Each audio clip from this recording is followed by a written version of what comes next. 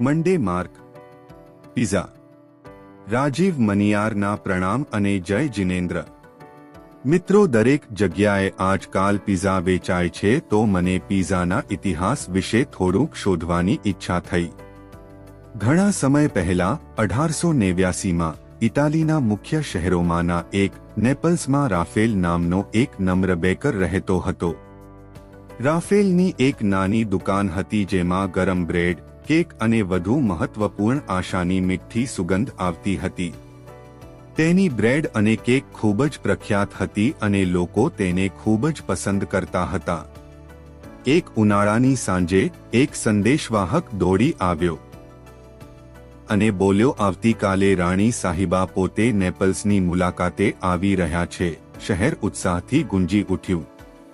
રાફેલે વિચાર્યું, જેમ રાણી સાહિબા શહેરની મુલાકાત લઈ રહી છે તો મારે રાણી સાહિબા માટે કંઈક ખાસ બનાવવું જોઈએ. એક બેકર રાણી સાહિબાને શું આપી શકે છે? બધા ખુશ હતા પણ રાફેલ ચિંતિત હતો. તે રાત્રે તેણે આકાશમાં રંગોનું સ્વપ્ન જોયું, લાલ, સફેદ અને લીલો રંગ, જેવો ઇટલીના ધ્વજાનો રંગ. જ્યારે તે જાગ્યો ત્યારે તેને ખબર પડી કે શું બનાવવું. પ્રથમ તેણે તેની પાસે જે શ્રેષ્ઠ લોટ હતો તે લીધો અને લોટ બાંધ્યો. પછી તેણે તેને ગોળ ફ્લેટ બ્રેડમાં આકાર આપ્યો અને તેને શેકવા માટે ઓવનમાં મૂક્યો.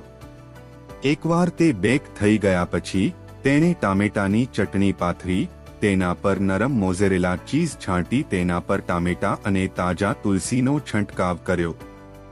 રંગો ઇટાલિયન ધ્વજ સાથે મેળ ખાતા હતા. બીજા દિવસે રાણી માર્ગેરિટાએ તે બેકરે બનાવેલ વાનગીનો સ્વાદ ચાખ્યો.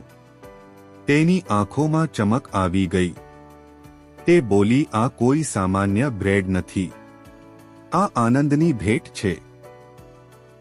તેણીએ જાહેર કર્યું કે હવે આ વાનગી હંમેશા માટે પિઝા માર્ગેરિટાના નામેથી ઓળખાશે. વાર્તા જંગલની આગની જેમ ફેલાઈ ગઈ.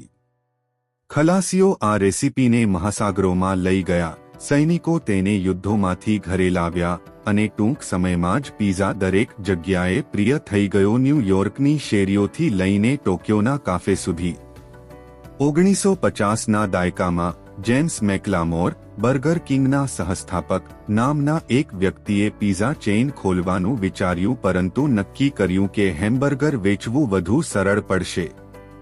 સદીઓ પછી 2001માં અવકાશયાત્રીઓ પણ તેને અવકાશમાં લઈ ગયા. તેનાથી સાબિત થયું કે પિઝા ફક્ત ખોરાક નથી, તે આરામ, એકતા અને કલ્પનાનું પ્રતીક પણ છે.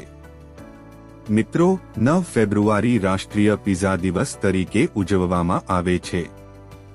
આજે આપણને ઘણા બેકર્સ અને રેસ્ટોરન્ટ્સ જોવા મળે છે જે વિવિધ પ્રકારના પિઝા પીરસતા હોય છે.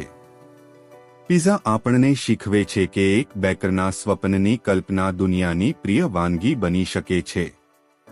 આપણે આપણી કલ્પના શક્તિ પર કામ કરીએ એન્ડ મેક યોર માર્ક.